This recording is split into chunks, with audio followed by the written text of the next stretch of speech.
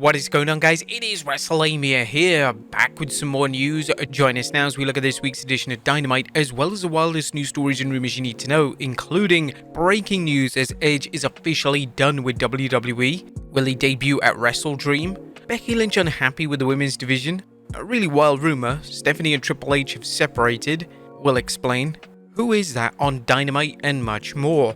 Be sure to subscribe and hit that notification bell for daily wrestling videos, and follow us on Facebook for exclusive lists. Also check out our new channel, Wrestlelamia Shorts. As always, we won't recap the show, but just look at the good, the bad, and the downright ugly. As always, we start off with the good as number one, an ice-cold promo.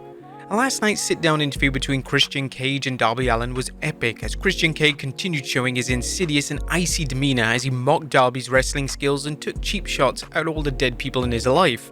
Only Christian. Darby wasn't having any of it and promised to show Cage what he's capable of when they meet at WrestleDream in a 2 out of 3 Falls match. Number 2, good build-up for WrestleDream. Dynamite made sure fans knew who is wrestling this Sunday at WrestleDream, using matches to showcase the talent involved and combining this with promos and vignettes to build interest in Sunday's show. If AEW is going towards monthly pay-per-views, it needs to step up its promotion game, and last night's show suggests they're learning. Number 3, Cole MJF boating segment was gold. MJF and Adam Cole's bromance remains AEW's best ongoing storyline as the two wrestlers played perfectly off each other. Last night, MJF took Adam Cole fishing and Cole gave MJF pointers on friendship, telling Max a normal relationship means more than one friend, something MJF was confused about since he never has any friends. There were other nuggets of comedy gold, including MJF contemplating KOing Cole with the Dynamite Diamond Ring and throwing him overboard, and an unlikely at-sea encounter with an AEW star. Number 4, Julia Hart, more than missed. Another excellent performance by Julia Hart, who's officially getting to show that she's more than someone who blows poison mist at her opponent.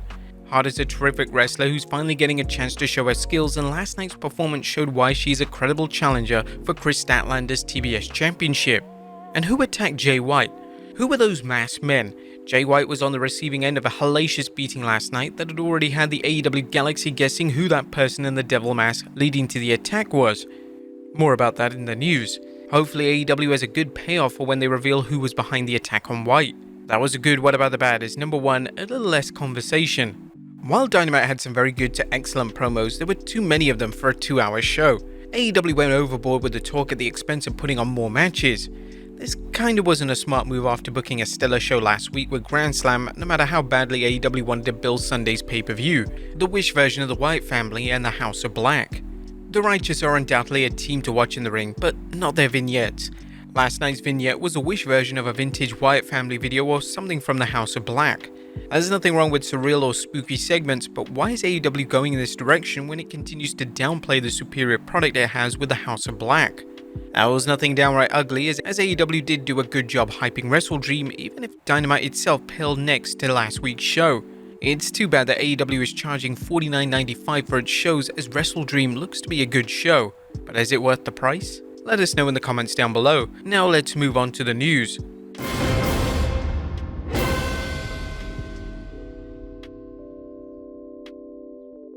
Now first story looks at breaking news as Edge is done with WWE.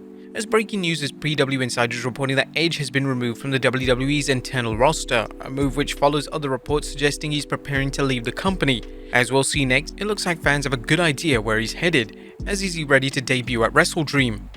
Could WWE superstar Edge debut for AEW this Sunday?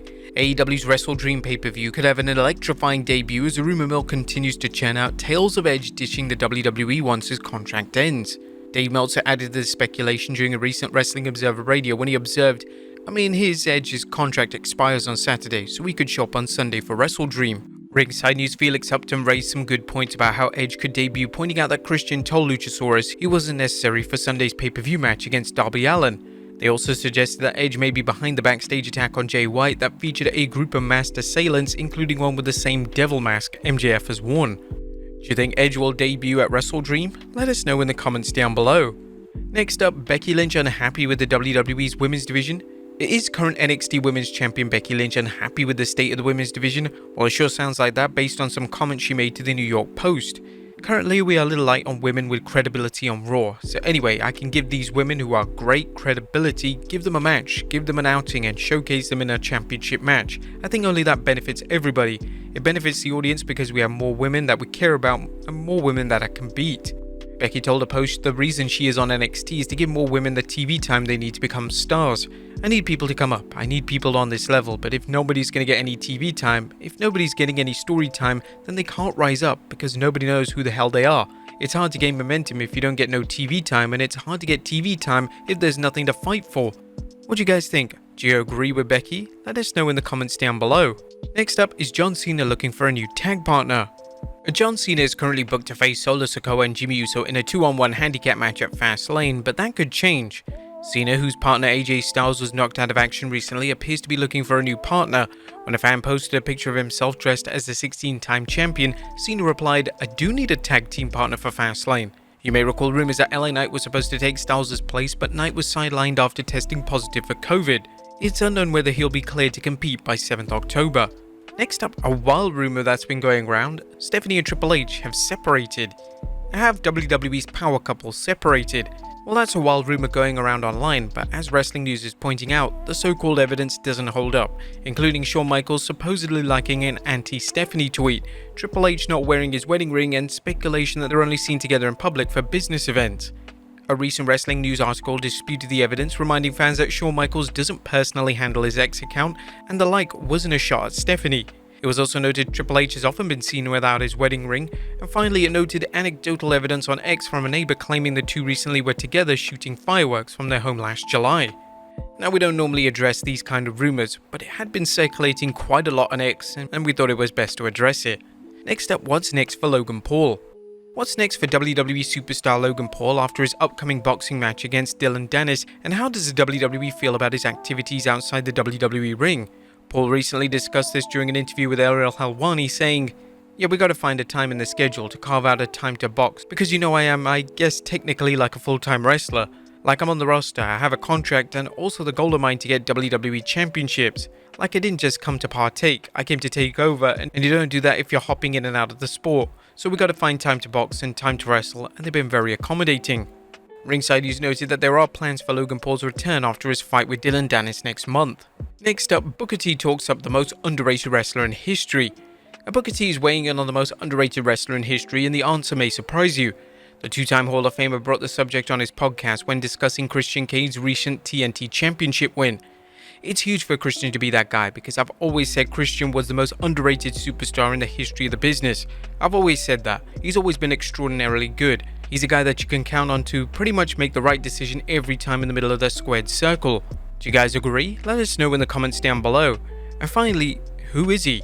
Who is the mystery individual with a devil mask on that led a group of mystery assailants in laying out Switchblade Jay White on this week's Dynamite? While MJF has famously worn the devil mask before, some fans and pundits feel someone might be setting up the current AEW World Champion.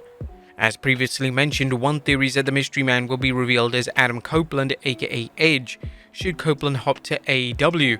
Another is that the devil in disguise is Adam Cole, who isn't as injured as he's letting on.